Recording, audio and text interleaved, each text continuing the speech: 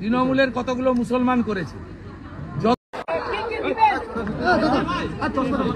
দিল্লিতে, হরিয়ানাতে,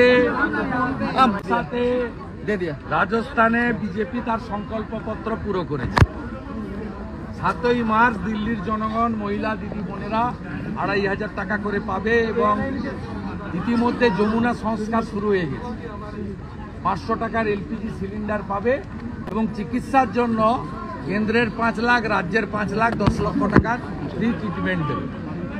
দিল্লিতে যা হচ্ছে বাংলাতেও তাই হবে। আমরা তো অনেক আগে থেকেই কমিটমেন্ট করেছি যে 1,20,000-তে বাড়ি হয় না, 3 লাখ টাকা আমরা দেবো। আমরা তো অনেক আগেই বলেছি 1,000 টাকাতে কিছু হয় না। মোবাইল রিচার্জ করতে 350 টাকা চলে যায়, আমরা 3,000 টাকা দেবো। সবচেয়ে বড় কথা, চাকরি এবং ইন্ডাস্ট্রি দেবো। মমতা ব্যানার্জি উত্তরবঙ্গের উপর এত রাগ, নোটিফিকেশন বের করেছে 7ই ফেব্রুয়ারি চা বাগান বেচে দেবে। আপাতত 30%, 26-এ এলে বাকিটাও বেচে দেবে।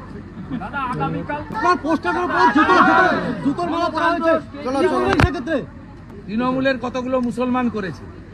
যত করবে হিন্দু জনজাতিরা তত বেশি করে আমাদের পক্ষে আসবে।